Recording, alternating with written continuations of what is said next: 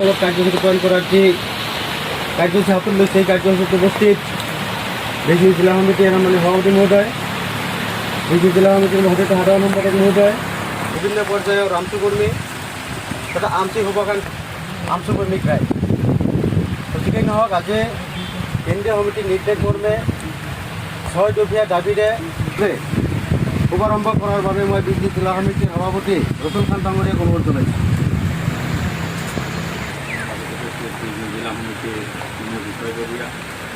আজিও সেই আমি দাবীসমূহ প্ৰতিবাদটো ৰাখিছোঁ, কাৰণ তেতিয়ালৈকে আজিলৈকে তেওঁলোকক কোনো ক্ষতিপূৰণ দিয়া নাই বা মাছমৰীয়াসকলক কোনে গুলীয়াই হত্যা কৰিলে সেই তদন্ত আজি চৰকাৰে এতিয়ালৈকে নকৰিলে। সেই এটা দাবী আছে। বিদ্যুৎ বিভাগ বিদ্যুৎ বিভাগ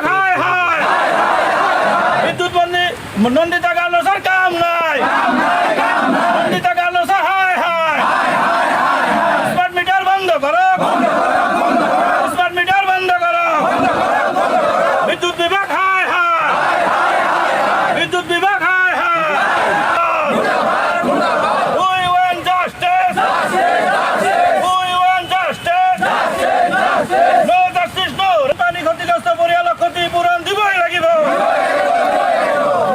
জাহাংগীৰ আলমৰ হত্যাৰ ন্যায় লাগে, জাহাংগীৰ আলমৰ হত্যাৰ ন্যায় লাগে। ভূমিহীন পৰিয়ালক ভূমি প্ৰদান কৰিব লাগে, ভূমিহীন পৰিয়ালক ভূমি প্ৰদান কৰিব লাগে। স্মাৰ্ট মিটাৰ স্মাৰ্ট মিটাৰ বিদ্যুৎ বিভাগ বিদ্যুৎ মন্ত্ৰীৰ কাম নাই, অসম চৰকাৰ অসম চৰকাৰ হিমন্ত বিশ্ব শৰ্মা হিমন্ত বিশ্ব শৰ্মাৰ মিছলীয়া, হিমন্ত বিশ্ব শৰ্মা বিভাগ বানপানী ক্ষতিগ্ৰস্ত পৰিয়ালক ক্ষতিপূৰণ দিবই লাগিব। বানপানী সমস্যাক বৈজ্ঞানিক পদ্ধতিৰে স্থায়ী সমাধান কৰিবই লাগিব। আজি সদৌ সংখ্যালঘু ছাত্ৰ ইউনিয়ন আমচু গোটেই অসম জুৰি আজি দুঘণ্টা অৱস্থাত ধৰ্মঘট কাৰ্যসূচী ৰূপায়ণ কৰিছে। কিছু দাবী লৈ আজি আমি 6 দফীয়া দাবী লৈ আজি বেজনি জিলা সমিতিও মহকুমা সমিতিৰ কাৰ্যালয়ৰ সন্মুখত আমি ধৰ্ম কাৰ্যসূচী ৰূপায়ণ কৰিছোঁ। আৰু 6 দফীয়া কাৰ্যৰ প্ৰথমটো হৈছে আমাৰ যিটো স্মাৰ্ট মিটাৰ, সেইটো স্মাৰ্ট মিটাৰ বন্ধ হ'ব লাগে। কাৰণ এইটো স্মাৰ্ট মিটাৰৰ জৰিয়তে মানুহৰ এনেকুৱা মাধমাৰ সোমাইছে, যিসমূহ মানুহৰ যিবোৰ বিল আছিলে তাতকৈ ডাবল হৈ গৈছে, দুগুণ হৈ গৈছে। সেইকাৰণে স্মাৰ্ট মিটাৰ বন্ধ কৰি পূৰ্বৰ যিটো মিটাৰ আছিলে সেইটো বহাল ৰাখিব লাগে, সেই দাবী আমি ৰাখিছোঁ। 2 নম্বৰত দাবী ৰাখিছোঁ, আমি ইয়াত যিবোৰ বানপানীৰ ফলত যিসমূহ সমস্যাৰ সৃষ্টি হয় বা বানপানীৰ যি পৰিয়ালসমূহ ক্ষতিগ্ৰস্ত হয় সেই পৰিয়ালসমূহক ক্ষতিপূৰণ দিব লাগে। আৰু বানপানীৰ ফলত যিবোৰ গৰাখহনীয়াৰ সৃষ্টি হয় গৰাখহনীয়া ৰোধ কৰিব লাগে। বৈজ্ঞানিক পদ্ধতিৰে সেই গৰাখহনীয়াসমূহ বান্ধৰ সৃষ্টি কৰি নদীসমূহ ৰোধ কৰিব লাগে। আৰু আপোনালোকে জানে বিগত কিছুদিন আগত হোজাই জিলাত জাহাংগীৰ আলম আৰু 2 ভাতৃ তেওঁলোকক বনদস্যু বুলি ক'ব লাগিব, তেওঁলোকে 0 দূৰত্বৰ পৰা গুলীয়াই হত্যা কৰিলে। 2জন মাছমৰীয়া আছিলে, তেওঁলোকে খুব দুখীয়া হোৱাৰ কাৰণে তেওঁলোকে মাছ মাৰি তেওঁলোকে জীৱন নিৰ্বাহ কৰিছিলে।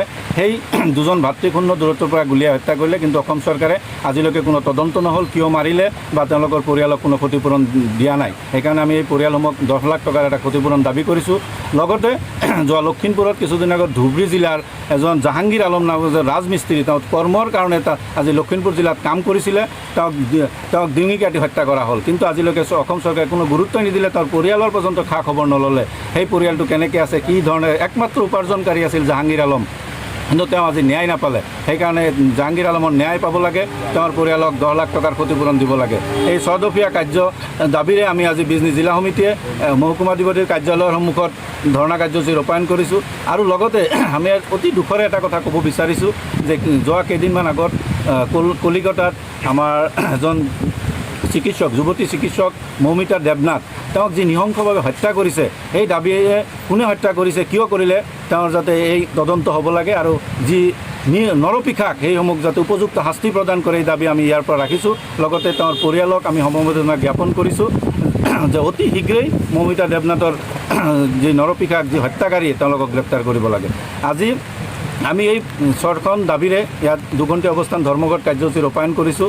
আজি এই ধৰ্মঘটৰ কাৰ্যসূচীৰ জৰিয়তে আমি মুখ্যমন্ত্ৰীলৈ স্মাৰক পত্ৰ প্ৰদান কৰিম। যদি তেওঁ এই স্মাৰক পত্ৰৰ জৰিয়তে তেওঁ এই দাবীসমূহ সমাধান নকৰে, তেতিয়াহ'লে অনাগত দিনত গোটেই অসম জুৰি আমচুৱে গণতান্ত্ৰিকভাৱে আৰু আন্দোলন গঢ়ি তুলিব।